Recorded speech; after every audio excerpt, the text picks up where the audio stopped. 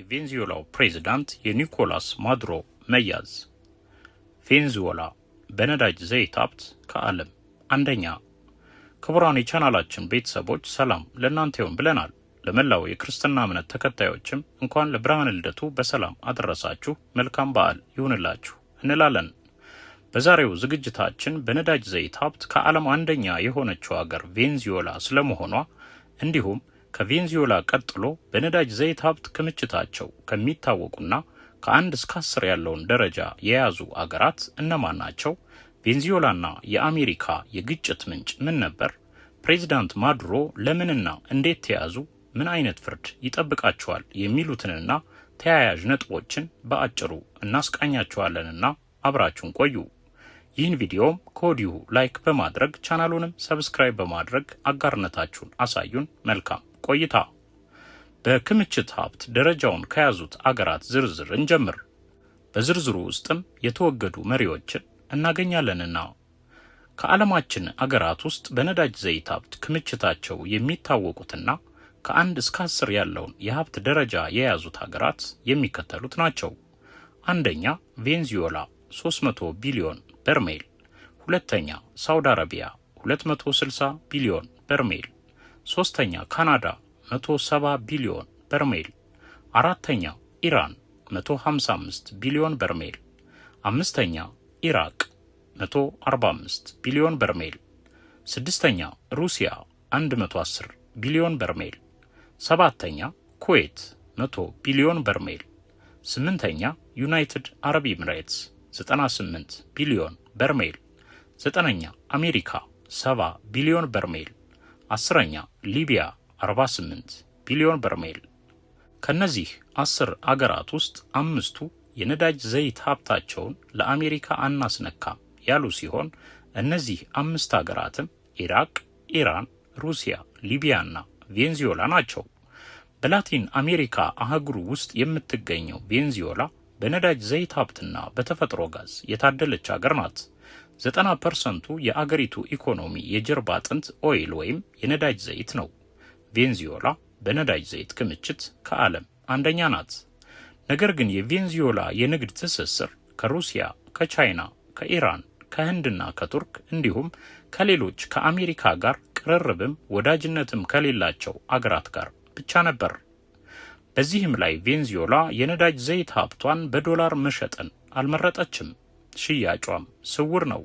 በተጨማሪም ስውር የንግድ ልውውጡ የሚካሄደው አሜሪካ ዋና ዋና ጠላቶችና ተገዳዳሪዎች ብላ ለይታ ካስቀመጠቻቸው አገራት ጋር ብቻ ሆነ። የዓለማችን የነዳጅ ዘይት ሀብት ሽያጭና ዝውውር እንዲሁም የንግድ ሂደት እንዲፈጸም የሚፈለገው ደግሞ በግልጽ ሲሆን የገንዘብ ተመኑም በዓለም አቀፍ ደረጃ እንዲተመን የሚፈለገው በአሜሪካ ዶላርና በአውሮፓ ዩሮ ነው። የገንዘብ እንቅስቃሴው ወይም ትራንዛክሽኑ እንዲያልፍ የሚፈለገውም በአሜሪካ ባንኮችና በኢሮፒያን ዩኒየን እንዲሁም በዓለም አቀፍ ባንኮች በኩል ነው። የቬንዙዌላ ነዳጅ ዘይት ሀብት ግን ከአሜሪካ ዶላርና ከዩሮ ጋር ሳይነካካ በታዋቂ ዓለም አቀፍ ባንኮችም ሳያልፍ ነው የንግድ ልውውጥ የሚካሄድበት። የቬንዙዌላው መሪ ኒኮላስ ማዱሮ የመረጡት መንገድ ነዳጅ ዘይቱን ለፈለጉትና ለወደዱት ሀገር በርካሽ መሸጥ እንዲሁም ነዳጅ ዘይቱን በሌላ ምርት ወይም ሸቀጥ መለወጥን ነው። ይህም ማለት ነዳጅ ዘይት ሰጥቶ ወይም ኤክስፖርት አድርጎ በምትኩ ምግብን ወይም ልዩ ልዩ ቁሳቁስን ወደ ቬንዙዌላ ማስገባት አሊያም ሌላ ለአገሪቱ የሚያስፈልገውን ነገር ኢምፖርት ማድረግንና ምርትን በምርት በመለወጥ እንዲሁም ከአሜሪካ ዶላር ውጪ በሆኑ ገንዘቦች ነዳጅ ዘይታቸውን መሸጥን ነው የመረጡት። ይህ የፕሬዝዳንት ማዱሮ ተግባርም ምዕራባውያንን በተለይም አሜሪካን በእጅጉ የሚያስቆጣ ተግባር ነው። ብዙ ጊዜ ነዳጅ ዘይት ሀብት ሲባል በአእምሯችን የምትመጣው ሀገር በነዳጅ ዘይት ሀብት ክምችት ከዓለም ሁለተኛ ደረጃ ላይ የምትቀመጠው ሀገር ሳውዲ አረቢያ ናት። ሳውዲ አረቢያ የነዳጅ ክምችቷ 260 ቢሊዮን ባሬልስ ወይም በርሜል ነው። የቬንዙዌላ የነዳጅ ክምችት ግን ከሳውዲ አረቢያ የበለጠ ሲሆን 300 ቢሊዮን ባሬልስ ወይም በርሜል ነው።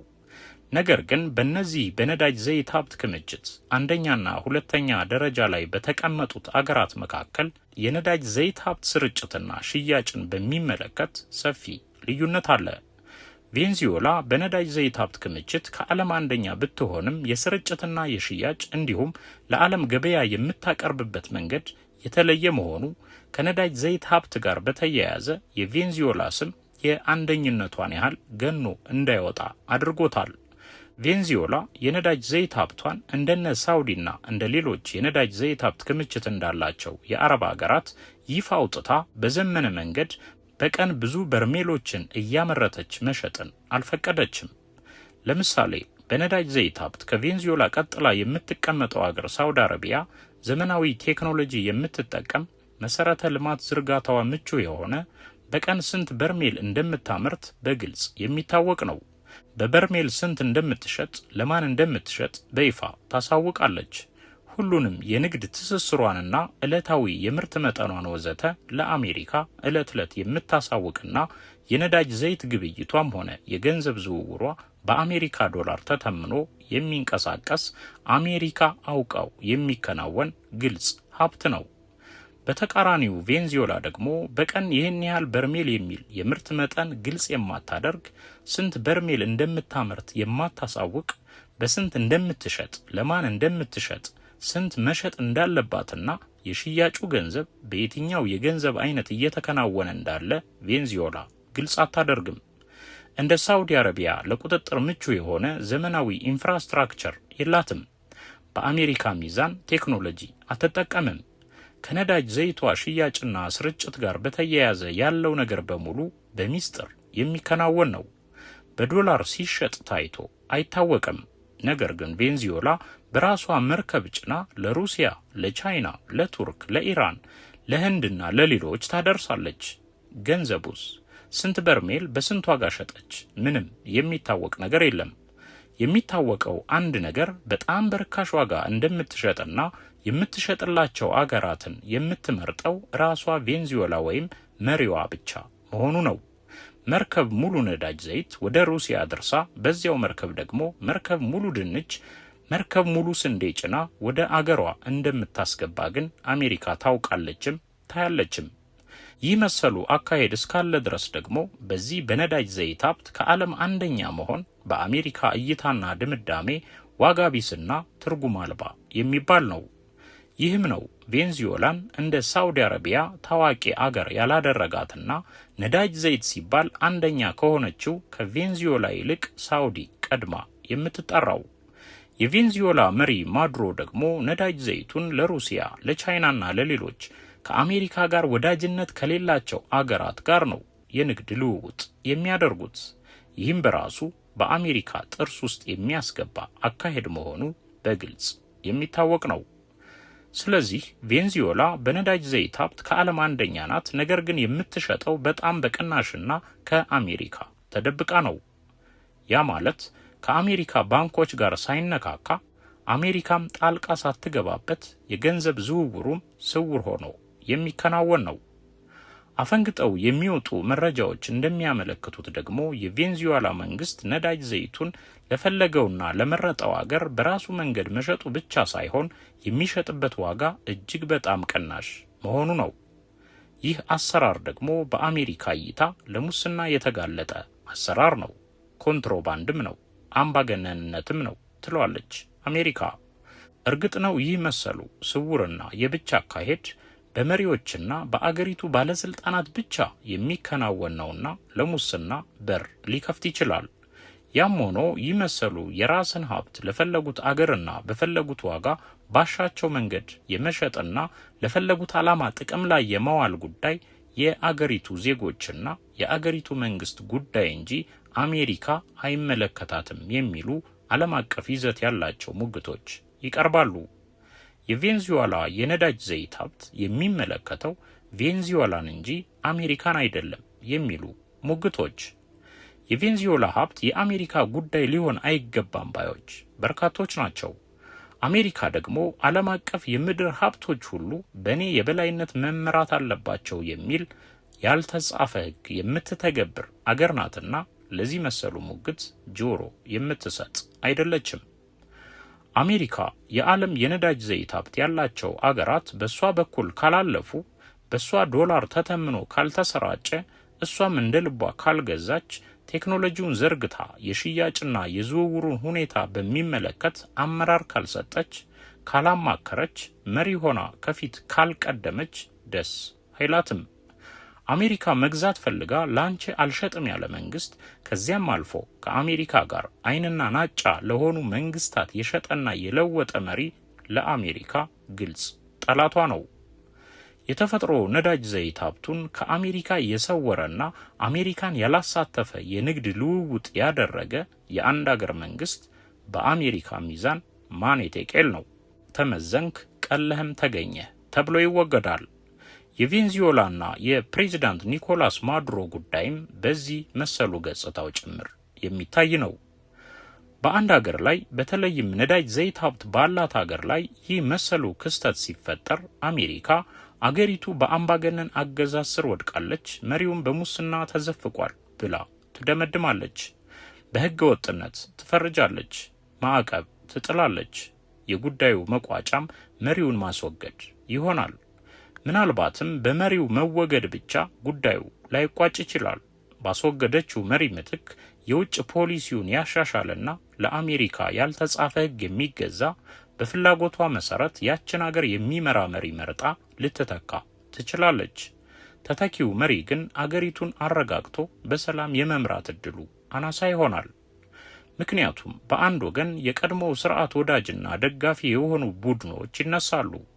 እነዚህ የተወጋጁ መሪ ደጋፊዎችም የፖሊሲ ለውጡን እያነሱ አዲሱ መሪ ተንበርካኪ ነው፣ አገራችን ሸጠ፣ ሀብታችን አስበዘበዘ ብለው በተቃውሞ ይነሳሉ። አገሪቱ በሁለት ጎራ ተከፍላ የትርምስ ቀጠና ትሆናለች። የአሜሪካ ፍላጎት በዚህ መልኩ ቢሳካም ያቺ አሜሪካ ጣልቃ የገባችባትና መሪዋን ያስወገደችባት ሀገር ግን ከሰላምና መረጋጋት ጋር የተያያዘ ችግሯ ላይቀረፍ ይችላል።